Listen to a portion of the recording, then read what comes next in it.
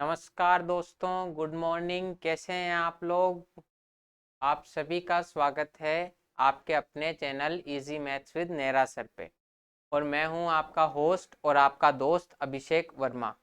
तो आप सभी लोग अपनी पढ़ाई अच्छे से कर रहे होंगे, सभी वीडियोस को अच्छे से देख रहे होंगे, नोट्स बना रहे होंगे, बात की मैं आशा करता हूं। और हम आगे अभी आपको प्रीवियस ईयर्स क्वेश्चन में आज आप और हम डिस्कस कर रहे हैं एसएससी और बैंकिंग में आए हुए प्रीवियस ईयर्स क्वेश्चन। इस वीडियो में हमारी डेली 2 वीडियो हमारे चैनल पे, आपके अपने चैनल पे आ रही है। मेरी 2 वीडियो आ रही है, जिसमें एक में हम टॉपिक पढ़ रहे हैं और दूसरे में हम प्रीवियस ईयर्स क्वेश्चन देख रहे हैं। तो जो भी वो वीडियो को देख रहे हैं, बहुत अच्छी बात है। अच्छे से नोट्स बनाइए और तैयारी कीजिए। और जो आज पहली बार हमारे चैनल से जुड़े हैं, पहली बार वीडियो देख रहे हैं, तो आप पहले से वो वीडियो देखकर थोड़ा सा देखिए। उसमें मैं ये क्वेश्चन आपकी सीरीज लेकर आया हूँ एसएससी और बैंकिंग में पूछने वाले प्रीवियस ईयर्स क्वेश्चन की, जिसके अंदर हम simplification, quadratic equation, missing number series, wrong number series, DI, ऐसे टॉपिक डिस्कस करेंगे जो आपके बैंकिंग एग्जाम्स में या एसएससी एग्जाम्स में प्रॉब्लम क्रिएट करते हैं। और उनके लिए हमारी अप्रोच क्या होनी चाहिए वो भी हम इन वीडियोस में देखेंगे। और दूसरी तरफ हम टॉपिक की वीडियोस में एवरेज का टॉपिक कर रहे हैं, जिसमें भी हम धीरे धीरे आराम आराम से हर तरीके को जानकर, हर कंसेप्ट को जानकर क्वेश्चन कर रहे हैं। तो जिन्होंने भी वो पहले वीडियो नहीं देखी है, वो जरूर से देखें, अच्छे से नोट्स बनाएं और तैयारी करते रहें। तो इसके आगे हम आज की वीडियो में शुरू कर रहे हैं। कल तक की वीडियोस में, अभी तक की हमारी प्रीवियस वीडियोस में हमने ये क्वेश्चन डिस्कस किए थे सिंप्लीफिकेशन के, और इसके आगे हम आज क्वेश्चन डिस्कस करेंगे। तो आज का हमारा क्वेश्चन है x/18 प्लस 55% ऑफ 1700 भाग 8 बराबर 1652/14। तो जो सिंप्लीफिकेशन के हमारे क्वेश्चन हैं जितने भी, उसमें आपके एक रूल काम करता है सिर्फ, वो है बोर्डमास रूल। ये रूल आपने, मैंने, हम सभी लोगों ने अपनी 10वीं तक की कक्षा से पूर्व पढ़ा है। इस बोर्डमास रूल के तहत हम क्या करते हैं, जैसे कोई भी इक्वेशन आ गई, उसको सोल्व करने के नियम है कि सबसे पहले हम ब्रैकेट को सोल्व करते हैं। ब्रैकेट के अंदर की संक्रियाएं पहले लगाई जाती है। उसके बाद आता है ऑफ, उसके बाद आता है डिवाइड, ये डिवाइड, ब्रैकेट ऑफ और ये डिवाइड। उसके बाद आता है मल्टीप्लाई, फिर आता है ऐड और फिर आता है सब्सट्रैक्शन, फिर आता है लास्ट में सब्सट्रैक्शन। तो ये इनको लगाने का कारण क्या है, ताकि हम चीजों को थोड़े से सही से समझ सके। जैसे एक उदाहरण देखें कि मैं आपको कहूं 2+4/2। अब यदि आपको ये नियम पता है तो आप अच्छे से जान जाओगे कि पहले हमें भाग देना है। तो 2 में 2 का भाग दिया, 2+2 4, इसका आंसर 4 आएगा। अगर आप इस, मान लो इस नियम से आप अनजान हो, आपको ध्यान नहीं हो, और अगर आपने ये कर दिया कि 2+4 6/2, तो आपका आंसर आएगा 3, जो कि सरासर गलत है। और इस 3 आपके लाने के लिए आपको नंबर मिलेगा वहां 0। तो आपको ऐसी गलती नहीं करनी है। तो पहले हम बेसिक से देखो चीजों को समझ रहे हैं, बोर्ड मास रूल कर रहे हैं। और इसमें क्या होगा, आपकी दो ही चीजों की टेस्ट होती है। एक तो आपको सिर्फ ये नियम पता है या नहीं, और दूसरी आपकी कैलकुलेशन कितनी साउंड है, कैलकुलेशन कितनी स्ट्रांग है कि आप इन सवालों को जल्दी से जल्दी कर सकते हो। तो ऐसे हमें ये करने हैं। और मैं कैलकुलेशन के जो जो भी टॉपिक्स इनमें आते जा रहे हैं वो मैं बताया जा रहा हूँ साथ के साथ। और इसके अलावा भी जो है, हम एक बार एवरेज का टॉपिक पूरा कर लें, फिर उसके बाद में मैं अरेंज करूंगा आपकी कि 2-3 क्लास में आपको मैं एक बार कैलकुलेशन के जो भी बेसिक कंसेप्ट हैं वो आपको बता दूं। तो पहले एक बार ये देख लो इसको कैसे करेंगे। अब ये देखो, ब्रैकेट के बाहर भाग में 8 है, तो इस 8 को अगर हम इसमें सोल्व करेंगे तो यहाँ दिक्कत आएगी। इससे अच्छा है, मतलब आपको ये समझ में आना चाहिए कि आप इसको तो 8 में भाग दे सकते हो ब्रैकेट के अंदर, परंतु इस x/18 है, उसमें फिर आप 8 का भाग दोगे तो नीचे एक बार फिर 8 जाएगा, जो कैलकुलेशन को बढ़ाएगा। लेकिन हमें कैलकुलेशन को बढ़ाना नहीं है, हमें कैलकुलेशन को कम करना है। आपकी कैलकुलेशन साउंड होनी चाहिए, नॉलेज अच्छी होनी चाहिए, पर वहां पर टाइम कम लगना चाहिए। तो ये इधर 8 होने से बेवजह की ये आपके डिस्टरबेंस क्रिएट करेगा, तो हम इस 8 को इधर गुणा कर देते हैं। क्रॉस मल्टीप्लाई से। लेकिन हमने समझा था कि ऐसा कुछ नहीं होता है, इसके पास कोई सुपर पावर नहीं है कि ये 8 यहाँ पर भाग में है तो ये उड़कर उधर चला जाए। एक बार इस चीज को छोड़ो, उधर का पोर्शन पहले करते हैं। ये 8 भाग में है, तो इसके पास कोई सुपर पावर तो है नहीं कि ये उधर उड़कर चला जाएगा। असलियत में होता क्या है, ये 8 भाग में है तो हम इसमें दोनों तरफ 8 से गुणा करते हैं। तो यहाँ जो जैसे मान लो ये कोई पूरी पी है, इसमें 8 भाग में है तो हम इधर भी 8 से गुणा करेंगे और इधर क्यों है इसको भी 8 से गुणा करेंगे, तो ये दोनों बराबर रहेंगे। ये 8 से 8 कट जाता है और ये 8 इधर आ जाता है। लेकिन सिंपल लैंग्वेज में हम शुरू से ऐसे देख लेते हैं कि भाई हमने 8 को इधर क्रॉस मल्टीप्लाई कर दिया, तो 8 को इधर गुणा कर देंगे तो 1652 अपॉन 14 इंटू 8, ये आपका यहाँ से आ जाएगा। अब इधर देखो क्या है, x/18 और हमें 1700 का 55% ज्ञात करना है। तो 1700 का 55% मतलब 1700 इंटू 15 सॉरी 55/100, 00 से 00 कट जाएगी। 55 को 17 से गुणा करना है।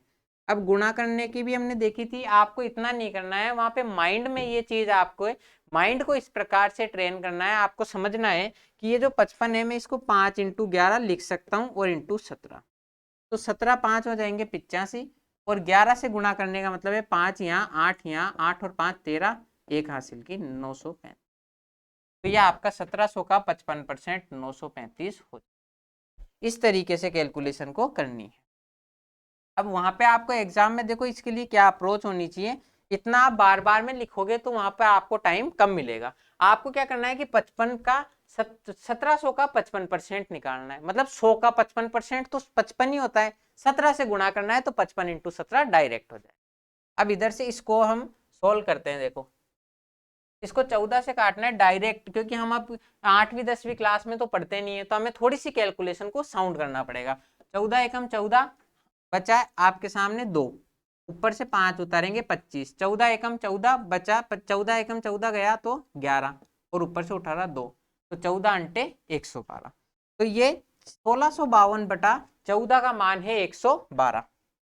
इस 118 सॉरी 118 को हम 8 से गुणा कर देंगे। अब देखो इसको भी करने का क्या तरीका है, यहाँ पर गुणा करने मत बैठो, आपको क्या एक बार में देखो 18 ऐसे करें, 8 अंटी 64 और 11 अंटे 88 और 6 94, तो 944 आएगा। अब लेकिन ये वहां पे कैसे करना है, आपको ये देखना है 118 इंटू 8 है, तो वहीं पर आपके माइंड को आपको इस प्रकार से सिग्नल मिलना चाहिए कि 11 अट्ठे तो 88 होता है और 8 अंटी 64, तो ये यहाँ पर 6 LCM, तो मैं डायरेक्ट 924 लिख दूंगा। तो जितना आप वहां पे स्टेप बचाओगे ना, वो आपका टाइम बच रहा है वहां पर, और वहां खेल सारा टाइम का है, क्वेश्चन हर कोई कर सकता है। तो x/18 प्लस 935 बराबर 944, ये 944 था, हमने 924, तो 944। इस तरीके की चीजें आपको माइंड में थोड़ी सी ध्यान रखनी पड़ेगी। आपसे भी वहां पर ये लिखने में गलती हो सकती है, लेकिन हैंड टू हैंड करेक्शन होना चाहिए आपके माइंड को, क्योंकि आपको ये ध्यान होना चाहिए कि ये 934 से 944 आएगा, 924 नहीं आएगा। अब देखो, अब मैं एक तो यूं करूं कि इस स्टेप्स के बाद अगली स्टेप में मैं इसको माइनस में लेके जाऊं और डायरेक्ट करूं, तो इसमें आपको क्या, हमें तो टाइम बचाना है, तो ये 935 इधर जाएगा, होगा क्या, ये 935 इधर जाएगा और माइनस का 935 होगा, और 44 में से 35 गए तो 9 बचेगा। अब इससे अच्छा है आप वहां पर एक स्टेप बचा सकते हो ऐसे करके, ये 935 इधर जाएगा तो यहाँ पे इसको 935 प्लस 9 लिख सकते हैं, माइंड में ही करना ही है। तो ये 935 तो कट जाएगा और 9 बच जाएगा। तो x/18 का मान है 9, x बराबर 18 इंटू 9, 18 इंटू 9 होता है 9 9 81 और 81 दूनी 165, ये आपका आंसर। अब देखो आपको क्या है, ये आपको चीज पता है कि आपके 18 का मल्टीपल आएगा, तो आपका एक बार चेक भी हो गया कि 18 का मल्टीपल 162 है। अब देखो इसको एक बार वापस से क्वेश्चन को देखते हैं क्या करना है। ये 8 यहाँ पर बेवजह का डिस्टरबेंस क्रिएट करेगा, 8 का यदि हम इसमें भाग देंगे तो हम इस 8 को इधर गुणा कर देंगे। 14 से काटा, 14 एकम 14, 14 एकम 14 और 14 अंटे 112, 118 इंटू 8 यानी कि 88, 11 अट्ठे 88 और 8 अंटी 64, तो 924 आपका इसमें, ये सॉरी हर बार 924 हो रहा है, 944 944 आपका आ गया। तो ये 944 आ गया। इधर 55 का 1700 का 55% यानी कि 17 इंटू 55 करना है। तो 17 5 85, 5 8 और 5 13, 9 और 1 3, तो 935 आ गया। अब ये 935 इसमें से घटेगा तो बचेगा आपके सामने 9। x बटा 18 का मान 9 है, x का मान 18 नाम 162। इस तरीके से इस क्वेश्चन को आप करोगे।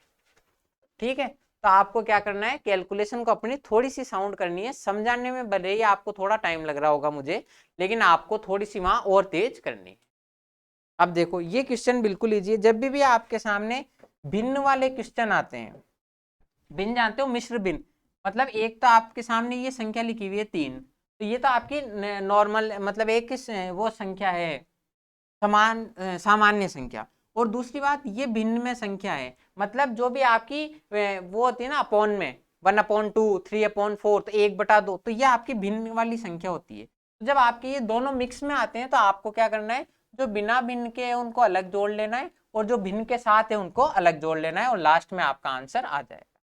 देखो कैसे, 3 सही 3/4 प्लस 2 सही 3/6 माइनस 1 सही 3/8 प्लस 1 सही 3/2 बराबर x माइनस 5 सही 3/, यह आपकी भिन्न आएगी।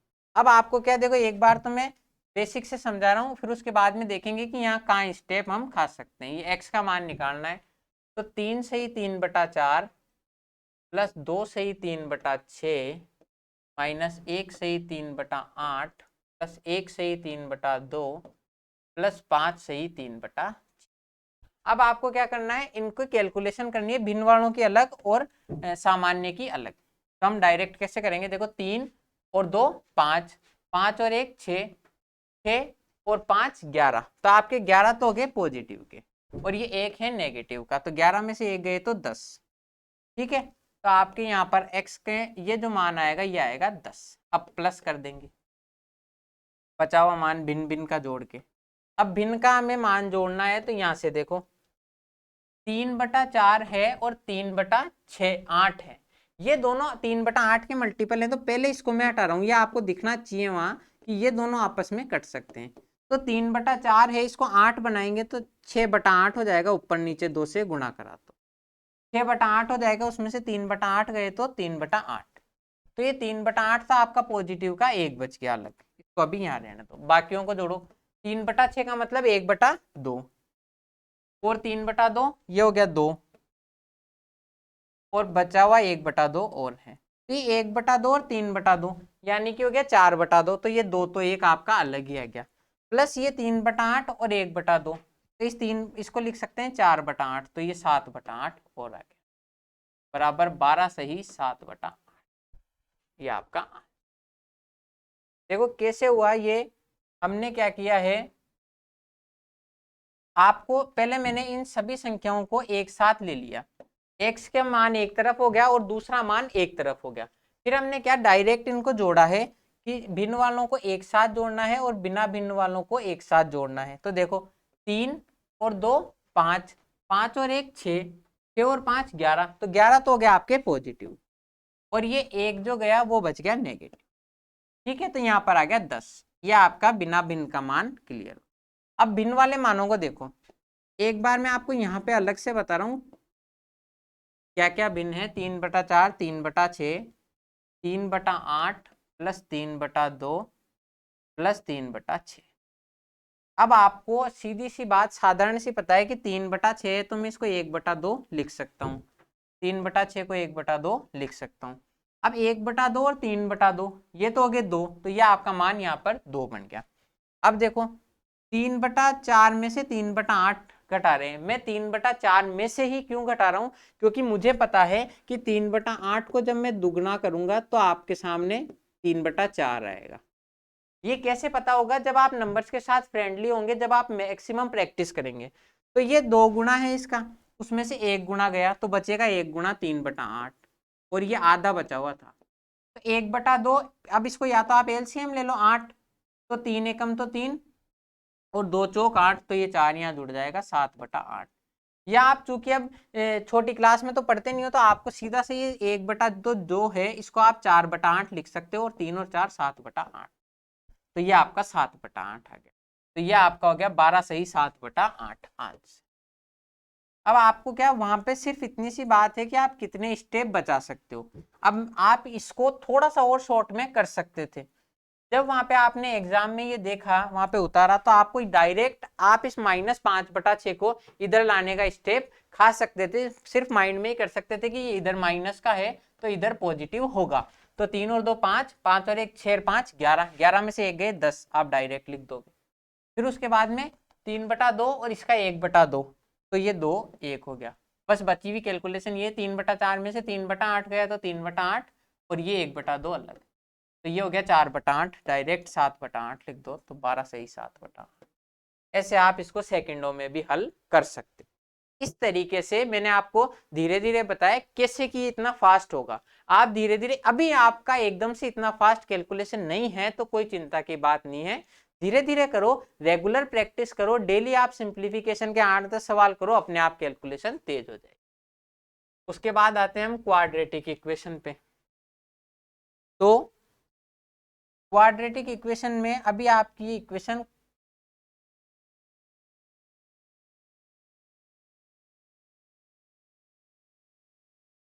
या आपकी इक्वेशन, इसकी इक्वेशंस बहुत आप देखो तो कंपेयर करो तो बहुत इजी है पहले वाली इक्वेशंस जो हमारे सामने आती थी। x³ बराबर 729 है, x³ बराबर 729 है। तो आपको x का मान आप डायरेक्ट लिख सकते हो 9 का, क्योंकि हमें 9 का क्यूब याद है। और जब ये क्यूब होता है तो डायरेक्ट एक ही मान लिखते हैं, क्योंकि दूसरा मान हमें पता है वो दूसरा मान जो है x का, बचे हुए 2 मान वो आपके इमेजिनरी नंबर होते हैं, काल्पनिक संख्याएं होती है। अब y की इक्वेशन सॉल्व कर लेंगे। अब देखो इसमें सिर्फ मैंने आपको बताया था, पहले जिन्होंने वीडियो नहीं देखी है, कि इसका शॉर्टेस्ट मेथड क्या है। आपको इक्वेशन लिखने की करने की कोई जरूरत नहीं, सिर्फ ऐसे दो नंबर सोचने जिनको जोड़ने या घटाने पर तो 16 आए और गुणा करने पर 63 आए। अब जोड़ने पर आएगा या घटाने पर ये आपको ये चिन्ह बताएगा। ये प्लस का चिन्ह है, इसका मतलब दोनों संख्याएं एक ही चिन्ह की होगी, या तो दोनों संख्याएं पॉजिटिव होगी या दोनों संख्याएं नेगेटिव होगी।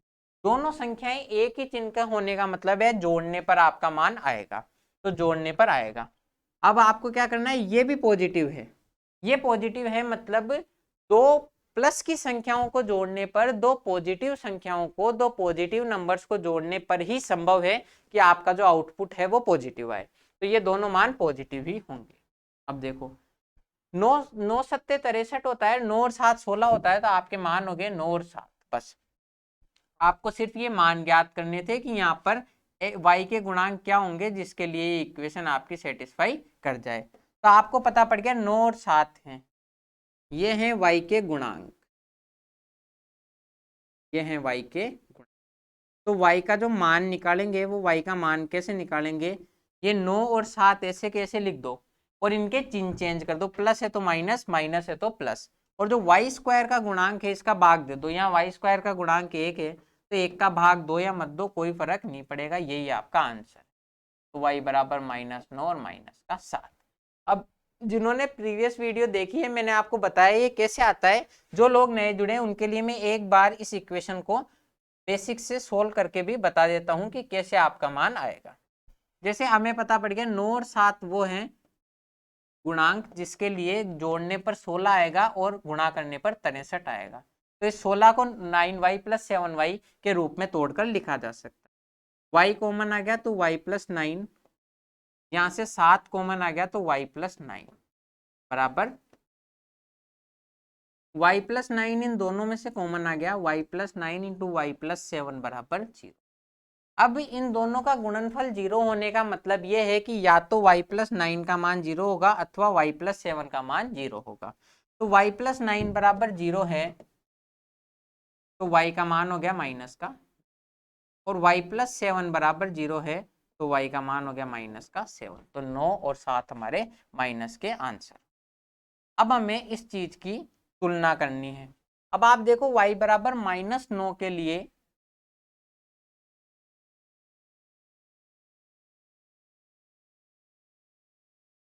y बराबर -9 के लिए x का मान पॉजिटिव में है तो y का मान x का मान y से बड़ा होगा।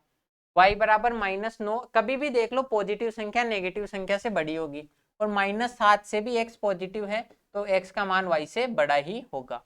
तो x दोनों मानों से आपका x का मान y से बड़ा है तो आप क्लिक कर दोगे x का मान y से बड़ा।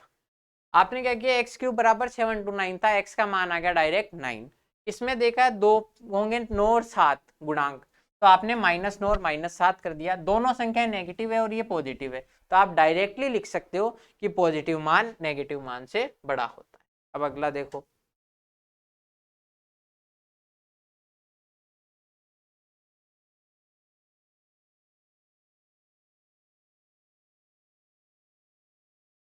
ये क्वाड्रेटिक इक्वेशन। अब आपको ये थोड़ी सी अच्छी है, इसमें आपको थोड़ा सा और कैलकुलेट करना पड़ेगा, लेकिन हम कैलकुलेट करने से डरते ही भी नहीं है और ना हम इतना ज़्यादा कैलकुलेट करेंगे, धीरे धीरे समझ के। कि आपको क्या करना है, ये जो x है ये 5 इधर आएगा तो नेगेटिव हो जाएगा, 12 में से 5 गए तो 7 थे। अब चूंकि हम क्योंकि 8वीं क्लास या 7वीं क्लास पढ़ रहे नहीं है, तो मैं आपको एक स्टेप में अगले स्टेप में यहाँ 12x - 5x करूं और फिर 7x लिखूं, इससे बढ़िया हमें थोड़ा सा अपना टाइम बचाना है।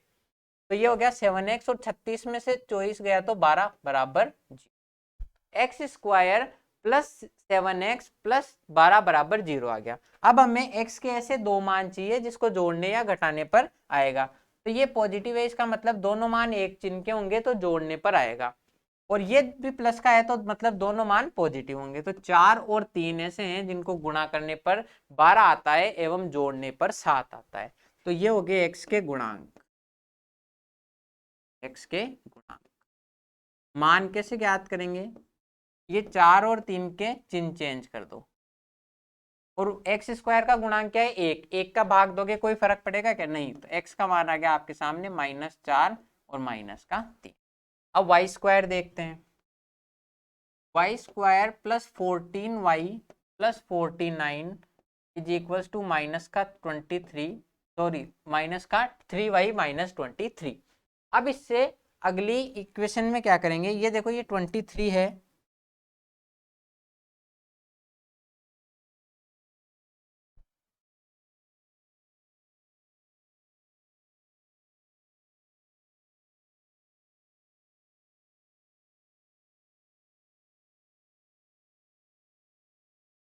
इसको मैं इधर लिख देता हूं ताकि आपको दिखने में कोई समस्या नहीं। y² plus 14y, y² plus 14y plus 49 is equals to -3y - 23। अब आपको क्या करना है आगे, ये 3y इधर है तो नेगेटिव है और इधर आएगा तो पॉजिटिव हो जाएगा, तो 14 और 3 17y प्लस ये 23 इधर आएगा तो पॉजिटिव हो जाएगा, 50 में 23 जोड़ेंगे तो 73, और एक कम है तो एक कम कर दो तो 72।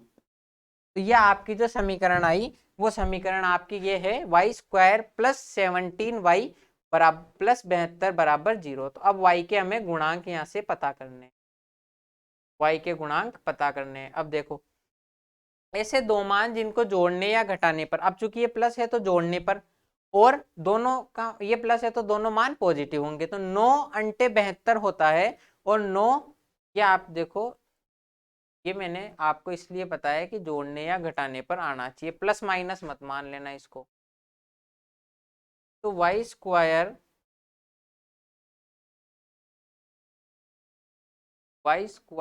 प्लस 17y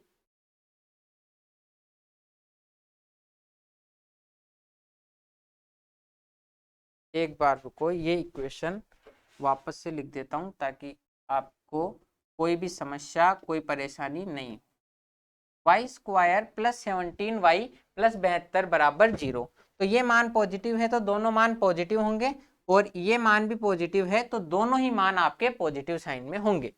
तो आप देखो 9 और 7 ऐसे दो मान हैं, 9 और 8 सॉरी 9 और 8 को जोड़ने पर 17 आता है, 9 और 8 को गुणा करने पर 72 आता है। तो पॉजिटिव 9 और पॉजिटिव 8 y के गुणांक हो जाएंगे। तो y का जो मान निकालेंगे वो हो जाएगा 9 और 8 हैं, इनके चिन्ह चेंज कर दो और वाई स्क्वायर के गुणांक का भाग दे दो। वाई स्क्वायर का गुणांक 1 है, 1 का भाग देने पर कोई फर्क नहीं पड़ेगा। तो y बराबर -9 और -8। अब हमें इनकी तुलना करनी है, इनकी हमें यहाँ पर तुलना करनी है। तो तुलना कैसे करेंगे, देखो कि वाई स्क्वायर बराबर -4 और -3 है, y बराबर -9 के लिए,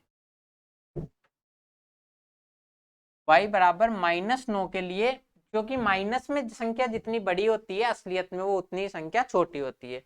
तो y बराबर -9 जो है वो -4 से और -3 से छोटा है, x जो है वो बड़ा हो गया।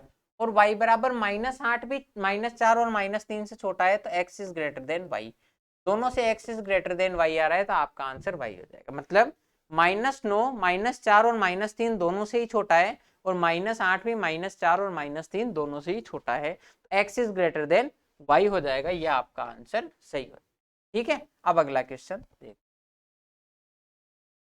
ये आपकी क्वाड्रेटिक इक्वेशन नहीं है, क्योंकि दोनों में आप देखो x का मान अधिकतम घात 1 है, तो ये द्विघातीय समीकरण नहीं होकर एक घातीय अथवा रेखीय समीकरण है, लीनियर इक्वेशन इसको बोलते हैं। तो लीनियर इक्वेशन है, एक घातीय है, तो x का मान 1 ही आएगा। 3x बराबर 36 है, x का मान हो जाएगा 12 डायरेक्ट। फिर दूसरी बात 4x प्लस 3y बराबर 0 है, तो 4x बराबर हो जाएगा -3y। तो y का मान निकाल देंगे, 4 इंटू एक्स 12 बटा -3। ये -3 यहाँ नीचे चला गया ना, तो 4 इंटू एक्स का मान मैंने 12 रख दिया। अब ये देखो, ये 3 से कट जाएगा 4 बार, तो -16 इसका आंसर आ जाएगा। x का मान आ गया 12 और y का मान आ गया -16। पॉजिटिव 12 नेगेटिव 16 से बड़ा होगा, तो x is greater than y आपका आंसर आ जाएगा। ठीक है, अब आप यहाँ पर एक चीज थोड़ी सी और समझ सकते थे, इतनी आप कैलकुलेशन करने से बच सकते थे। कैसे कि 3x बराबर 36 है, इसका मतलब x का मान पॉजिटिव ही आएगा। ये आपको पता है, क्योंकि 3x का मान पॉजिटिव है तो x का मान भी पॉजिटिव ही आएगा। दूसरी बात यहाँ देखो, अगर x का मान इसमें हम प्लस का रखेंगे तो 0 मान तभी बन सकता है जब y का मान नेगेटिव होगा। किसी संख्या पॉजिटिव में कोई नेगेटिव संख्या जोड़ने पर ही आपका मान नेगेटिव आएगा। तो आप यहाँ से ऐसे भी देख सकते थे, 4x प्लस 3y बराबर 0 है, तो जो x होगा 4x जो होगा वो -3y होगा। तो ये पॉजिटिव है, तो ये संख्या नेगेटिव हो जाएगी। अब x का मान पॉजिटिव है और y का मान नेगेटिव है, तो आप कुछ भी मान रखो, पॉजिटिव मान नेगेटिव मान से बड़ा ही होगा, तो x is greater than y आपका आंसर हो जाएगा। ऐसे आप थोड़े से आइडिया से भी इस क्वेश्चन को कर सकते। अगला क्वेश्चन देखो, 10, 25, 50, 93.75 और 140.62, ये जो है आपकी missing number wrong number series है। In each of this question series a wrong number is given, find out the wrong number. मतलब इस सीरीज में हमें एक संख्या जो है वो, इसका एक पद जो है वो गलत है, और हमें वो पता करना है कि कौन सा पद गलत होता है। तो रॉन्ग नंबर सीरीज और मिसिंग नंबर सीरीज दोनों के ही क्वेश्चन में आपको सिर्फ ये होता है कि इन दोनों में एक कोई फिक्स पैटर्न फॉलो होता है, तो आपको वो पैटर्न पता करना है। और अगर उस पैटर्न को पता कर लो तो आप ये समझ सकते हो कि ये संख्याएं जीरो, मतलब ये संख्याएं कौन सी संख्या है जहां पैटर्न फॉलो नहीं हो रहा, तो वही संख्या गलत है। अब देखो, आप इसमें फटाफट से, मैंने बताया था सबसे पहले आपको इस सीरीज में अंतर करना है, तो आप यहाँ पे अंतर करके देख लो।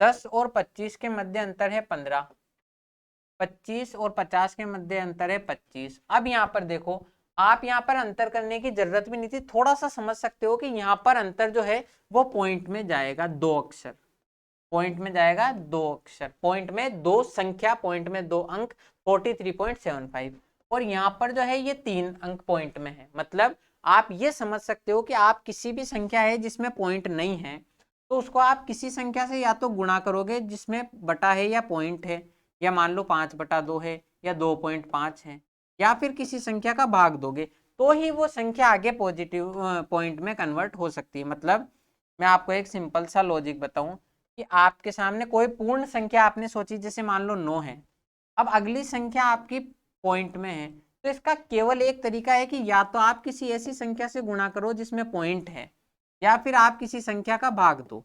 तो इसमें अंतर करने से ये संख्याएं एक पॉइंट से दूसरे पॉइंट में नहीं जा सकती, जैसे 0.45 है, तो अंतर का फॉलो नहीं होकर इसमें कोई ना कोई संख्या से गुणा या कोई ना कोई संख्या से भाग का पैटर्न फॉलो होता है। तो इसलिए आपको समझना है कि आपने सीरीज एक बार फटाफट से देखी तो आपको पता पड़ गया कि यहाँ पर तो संख्याओं में पॉइंट नहीं है, फिर एक पॉइंट आया और फिर 2 पॉइंट आए, इसका मतलब हमने किसी ना किसी संख्या से इसको गुणा किया है या भाग दिया है। तो हम गुणा वाला कंसेप्ट देखते हैं यहाँ पे आके। 10 को किस संख्या से गुणा करें कि 25 आ जाए, तो आपको करना है यहाँ पर 2.5 से। 10 को जब हम 2.5 से गुणा करते हैं तो आपके सामने 25 आता है। अब इससे आपको पता पड़ गया कि कहीं ना कहीं हमने पॉइंट वाला यहाँ पर सही अंदाजा लगाया है, हो सकता है। 25 को आपको 2 से गुणा करना है तो 50 आएगा। फिर 50 को आपको, अब 50 को आप देखो 2 से गुणा करोगे तो 100 आएगा, मतलब ये 2 से कोई ना कोई कम संख्या होगी, कौन सी होगी अभी हमें पता नहीं है, लेकिन एक बार के लिए हम इसको 1 पॉइंट समथिंग समथिंग लिख सकते हैं जो 1.5 से बड़ी होगी। फिर आगे देखो, इससे 93.75 को 140.625 में इस संख्या से गुणा करें, तो 140.625 में भाग दे दो 93.75। ये किस संख्या से गुणा होने पर इसका मान आ सकता है। पॉइंट हटाया, नीचे 3 जीरो लगेंगे, पॉइंट हटाया, ऊपर 2 जीरो लगेंगे, डबल जीरो से डबल जीरो कैंसिल। अब आप देखो इसको 25 से काट सकते हो क्योंकि यहाँ पर भी 25 है और यहाँ पर भी 25 है। 25 से काटो, 25 दिया 75, बचे 23, 25 नाम 225, 25 नाम 225, तो बचे आपके 12, 25 5 95। या फिर आप देखो 25 इसको आसपास में देखो तो इसके आसपास में है इस, 1 मिनट रुको 1 मिनट, ये यहाँ पर हमने शायद ये संख्या गलत उतार ली, 93.75। एक बार देखो 93.75। अब आपको क्या करना है, इसको 25 से काटना है। 25 से कैसे कटेगा, 25 से कम 25, या सॉरी 25 थी 75, 75 अगर आप 93 में से घटाओगे तो आपके सामने अंतर आएगा 18 नंबरों का, तो 18 187। अब 187 का मतलब 25 सत्ते 175, बचे 12 और ये 5 उतारते 25, 25 पंजे 125, ये आपका आंसर। इसको 25 से काटने पर आएगा 375, इसको 25 से काटो, 25 पंजे 125, बचे 15, 25 ये 156 हो जाएगा, 25 छिकी 150, बचा 6, 2 उतारेंगे तो 62 हो गया, 25 दूनी 50, बचा 12, 5 उतारेंगे, 25 पंजे 125, तो 56 25 इसका आंसर हो जाएगा। फिर ये संख्या आगे 25 से ही कट रही है, 25 से काटेंगे, 25 दूनी 50 और 25 दूनी 50, 25 पंजे 125। फिर इसको 25 से काटेंगे, 25 से कम 25, बचे 12, 25 पंजे 125 और ये संख्या 15 से कट जाएगी 15 बार, तो 15/10, इसका मतलब आपने इसको 1.5 से गुणा किया है। अब इसको देखो, आपको ये समझ में आ गया कि इसको कहीं ना कहीं हम इसको कैलकुलेशन को करने में हमारा बहुत सा टाइम जाएगा। अब आप इसके अलावा एक चीज कर सकते थे, मैंने आपको सबसे पहले कैलकुलेशन करके बताई, अब हम इसमें क्या चीज सोच सकते थे, ये देखो 93.75 है, तो इसका जो दुगना होगा वो कहीं ना कहीं होगा आपके सामने, ये 186.5 1.5 यानी कि 187.5 होगा। अब 187.5 से तो ये संख्या कम है, थोड़ा सा आइडिया लगा सकते हो कि 187.5 से ये संख्या कम है, और ये संख्या इन दोनों के बीच में अंतर कितने का है, तो लगभग इन दोनों के बीच में 47 का अंतर है, जो इसका आधा हो रहा है लगभग। इन दोनों ये संख्या इसके 2 गुने से लगभग इसका आधा हो, इतना कम है अंदाजे से, तो मतलब ये संख्या इसकी 1.5 गुना हो सकती है। तो हम डायरेक्ट क्यों ना इसको 1.5 से गुणा कर लें, ये अंदाजा आप लगाकर गुणा कर सकते थे। 1.5 का मतलब 3/2, आपको 3/2 से गुणा करना है, तो इसको 3 से गुणा करो, 75 दिया 225, 93 × 2 186 और 2 188, और इसका आधा कर दो, 3 से गुणा किया, सॉरी 93 इंटू 3 करना है, तो 93 इंटू 3 होगा 279 और 231।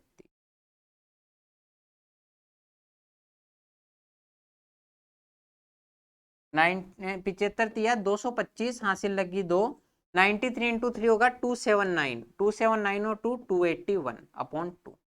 यह आपको थोड़ी सी देखो कैलकुलेशन में इसलिए आराम से करनी पड़ती है कि कई बार हो सकता है गलती हो जाए। तो ये 2 से कटा 140 बार, बचा 125, तो 625 इसका पॉइंट लग के आंसर हो, 140.625 आपका आंसर हो। कैलकुलेशन आपको थोड़ी सी आराम से करनी है। देखो कई बार मुझसे भी गलती हो जाती है क्योंकि मैं भी एक इंसान हूं, तो आपको कैलकुलेशन थोड़ी सी बारीकी से करनी है। तो ये इसका 1.5 आया, और ये 1 पॉइंट लगभग 8 से कुछ हाँ 1.85 या ऐसे कुछ होगा। तो 2.5, 2 1.5 और 1.5, ये कोई आपका सीरीज फॉलो नहीं हो रही है। इसका मतलब ये आपका इसका मतलब आपके कहीं ना कहीं इसमें गड़बड़ी है। 2.5, 2 और ये 1 पॉइंट लगभग 8 समथिंग होगा। तो यहाँ यहीं पर गड़बड़ी हो रही है कि आपके 2 के बाद 1.8 नहीं आकर 1.5 हो सकता था। तो हम इसी नंबर को एक बार चेंज करने की कोशिश करते हैं। तो इस पद में यहाँ पर गड़बड़ी है, इसका मतलब संभावना है कि ये पद 2 और ये 1.8 यहाँ पर गड़बड़ी होगी। इन दोनों में गड़बड़ी है, तो संभावना है कि ये पद गलत हो सकता है। ये सिर्फ हम एक मान रहे हैं। तो 25 और इन दोनों के बीच में क्या संबंध होता है ये हम देख कर पता करेंगे। 25 को किस संख्या से गुणा करें कि 93.75 आ जाए। ये पॉइंट हटाया, डबल 0। 25 से कम 25, 25 से कम 25 थी 75, 25 थी 75, 25 सत्ते 175 और 5, यह आपका 3.75 आएगा। मतलब अगर ये संख्या गलत है तो इन दोनों मध्य नंबरों को चेंज करके या आपका डायरेक्ट ये दोनों पद सेम होने चाहिए। तो 3.75 है, तो इसका मतलब इसके दो फैक्टर क्या होंगे, ये 2.5 इंटू 1.5 है। मतलब आपने क्या किया कि आपको ये पता है कि ये संख्या गलत हो सकती है, इस बात की संभावनाएं हैं। तो आप ये दोनों तो नंबर कांस्टेंट रहेंगे, इन दोनों कांस्टेंट नंबरों के मध्य संबंध याद कर लो। तो ये इसका 3.75 गुना है, तो इसके दो टुकड़े 2.5 हमारे पास यही, तो 2.5 इंटू 1.5 होंगे। तो हम ये मान सकते हैं अगर ये संख्या इससे 2.5 गुना हो और ये संख्या 1 या हो सकता है ये संख्या 2.5 गुना हो और ये संख्या 1.5 गुना हो, तो ये संबंध आपका सही हो जाएगा 2.5, 2.5, 1.5, 1.5। या ये संख्या 1.5 गुना हो और ये संख्या 2.5 गुना हो, तो 2.5, 1.5, 2.5, 1.5, दोनों कंडीशन में आपके संबंध सही बन रहे हैं, तो यह आपका नंबर गलत है। तो आप दोनों तरीके से देख सकते हो कि आपका नंबर गलत 50 आया है। तो एक बार इसको सही करके देखते हैं। अगर ये पैटर्न फॉलो होता है तो 25 से 2.5 गुना होगा, तो 25 दूनी 50 और आधा 12.5, तो ये संख्या यहाँ पर 16.25 हो, और ये 16.25 का 3/2 गुना होगा। 3 गुना करेंगे 180 और 187.5/2, तो ये हो जाएगा 93.75। ये आपका सही आंसर आ रहा है। या दूसरा संबंध हो सकता है पहले हमने इसको 1.5 से गुना किया और फिर 2.5 से, तो 25 को 1.5 से गुना किया तो 25 और 12.5 37, और फिर इसको 5/2 से गुणा करो, तो भी आपके सामने हमने इसको पहले 1.5 से गुणा किया 25 को, और फिर उसके बाद में 2.5 से गुणा कर देंगे। तो 2.5 से गुणा करेंगे, ये हो जाएगा 150 और 15 5 75, तो 37.5, तो 187.5। इसका आधा करना है हमें, 2 का भाग 2, 93.7।